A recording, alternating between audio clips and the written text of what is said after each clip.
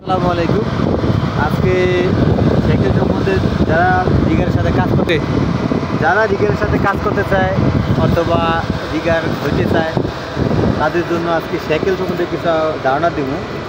সাইকেলে কী ধরনের সাইকেল হয়? সাইকেল তো অনেক ধরনের হয়, কিন্তু সাধারণত দুই ধরনের সাইকেল বেশি ইউজ হয়। এটা হচ্ছে বো সাইকেল, এটা হচ্ছে ডি সাইকেল। এই দুইটা হচ্ছে বো সাইকেল আর এটা হচ্ছে ডি সাইকেল। এখন সাইকেলের কোন সাইকেলের কী কাজ করে? মূলত এই বো সাইকেলের এই জায়গাটা বাড়তি, এটাতে একাধিক বেল্ট বা চেন ব্যবহার করা যায়। আর ডি সাইকেলের এই জায়গাটা কম, এটা সিধা। এই জন্য এটা একটা ওয়্যার 90 ডিগ্রি, যে ওয়্যারগুলো চেইন সিলিং হোক, বেল্ট হোক, যাই হোক 90 ডিগ্রি। এটা মূলত ভার্টিক্যালে যে সামানগুলো উঠানো হয় ওই সামানের জন্য এই ডি সাইকেলটা বেশি ব্যবহার করা হয়। এখন আরেকটা বিষয় হলো, এই ডি সাইকেলের পার্টসগুলো অনেকে এই যে নামগুলো জানে না। ইন্টারভিউতে ডি সাইকেল সম্বন্ধে অনেক সময় বা বো সাইকেল সম্বন্ধে পার্টস বিভিন্ন যন্ত্রাংশের নাম জিজ্ঞেস করে, এটা কোন অংশের নাম কী। আমি একটু বলি, এই যে এই অংশটা আছে এটা হলো, এটা একটা বলে বো মূলত, ঠিক আছে? এটা হচ্ছে বো। এটা পুরাটাকে বলা হয় পিন। পিনের এই অংশটাকে বলা হয় পিন শোল্ডার। এটা হচ্ছে পিন হেড, ঠিক আছে? এটা এই জায়গা সাইকেলের যে যন্ত্রপাতি, এই জায়গা বো, এটা হচ্ছে পিন, এটা একটা পিন শোল্ডার, পিন হেড, ঠিক আছে? দেখুন অনেক সময় বলে যে আপনার আপনি স্টোর থেকে মালামাল নিয়ে আসেন, সেই ক্ষেত্রে আপনি যদি ডি সাইকেল জানেন যে আপনি ভালো দিল না খারাপ দিলে আপনি কেমনে বুঝবেন? সেই ক্ষেত্রে আপনি কিছু জিনিস আপনি চেক করে আনতে হবে। দেখেন একটা জিনিস, যদি আপনি দেখেন যে এই যে সাইকেলটা আছে, এই সাইকেলটা কিন্তু প্যাচ অলরেডি নষ্ট। এরকম যদি প্যাচ না ধরে তাহলে এই সাইকেলটা খারাপ, এই সাইকেল ইউজ করা যাবে না। দেখেন এটা প্যাচ ধরতেছেন, এটা নষ্ট, এইসব সাইকেল চলে না। আরেকটা জিনিস দেখাই, এই যে এই সাইকেলটা আছে, এই সাইকেলটাও প্যাচ ধরে,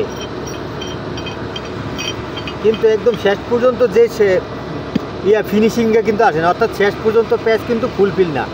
এটা আমাদের এই জায়গায় টুকটাক কাজ চালানো যায়, কিন্তু ভালো ভালো বড় কোম্পানিতে যখন যাবেন তখন এই বিষয়গুলা তারা ইন্টারফেয়ার করবে। মানে আরাম করতে গেলে আরাম করতে আরাম করতে কিন্তু এইসব সমস্যা এলাউ হবে না। দেখেন এই সাইকেলটা একদম ঠিকঠাক আছে, 100% প্যাচ ধরে, এটা একদম লেভেলে আছে, অর্থাৎ আপনার প্যাচ কোনো সমস্যা নেই। এটার এই সমস্যা হলে কি, এটা লোডের কারণে অনেক সময় এটা বড় হয়ে যায়। এটা বড় হয়ে যাওয়ার কারণে এই প্যাচ ধরে না, এইটাও একটা সাইকেলের সমস্যা। আরেকটা বিষয় হলো, সাইকেলে যদি কোনো সময় কোনো ম্যাটেরিয়াল দ্বারা আঘাত পায়, সেই ক্ষেত্রে যদি ড্যামেজ হয়ে যায়, সেই ক্ষেত্রে ওই সাইকেল ব্যবহার করা যাবে না। তখন আপনি যখন স্টোরে আপনি পাঠাবে, তখন আপনি এই বিষয়গুলো অবশ্যই খেয়াল রাখবেন যে আপনার সাইকেলের এই পিন ঠিকমতো লাগতেছে কি না, ইউজ হচ্ছে কি না, সাইকেলে কোনো ড্যামেজ আছে কি না, এগুলো অবশ্যই খেয়াল রাখতে হবে।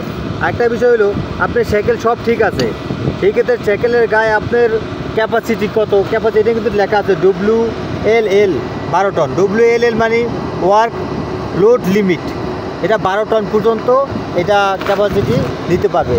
এবং কোন কোম্পানি তার লেখা আছে, এটা কতখানি তাও লেখা আছে। অর্থাৎ এটা একটা কোম্পানির র মেটেরিয়াল, এটা পরীক্ষিত, এটা থার্ড পার্টি দ্বারা পরীক্ষিত, এটা ব্যবহার করা যাবে। অনেক সাইকেল আছে যেগুলোতে এরকম ডাইরেক্ট প্লেন থাকে, মানে এই কোনো পিছে কিছু এইটার এদিকেও কিছু লেখা থাকে না, এদিকেও কিছু লেখা থাকে না। সেই ক্ষেত্রে ওই সাইকেলগুলো ইউজ করা যাবে না, কারণ এটার ভিতরে কিছু লেখা নাই, কত টন উঠাতে পারবে, এটা ক্যাপাসিটি কত, এটা পুরুত্ব কত, এটা থার্ড পার্টি টেস্ট আছে কি না, বা থার্ড পার্টি কোনো এটা সার্টিফিকেট আছে কি না, কিছু নাই, তাহলে ওই সাইকেল ব্যবহার করা যাবে না। এগুলো যে সাইকেলের কাজ করার ক্ষেত্রে এইসব বিষয় খেয়াল করতে হবে, তাহলে আপনি রিগারের কাজ শিখতে পারবেন এবং রিগার সম্বন্ধে আপনার ধারণা পাবেন। আর আপনি আরও ট্রেন সম্বন্ধে বা রিগার সম্বন্ধে আরও ডিটেল জানতে চান, তাহলে আমাদেরকে মেসেজ করবেন, কমেন্টসের মাধ্যমে আমরা বুঝতে পারবো যে মানুষের জানতে চায়, তাহলে আপনাদেরকে যে করবো। আর কেউ যদি আরও করে রাখবেন, আমরা সবসময় রিগারের বিভিন্ন দিতে দেওয়ার চেষ্টা করি এবং আপনি দিয়ে থাকি।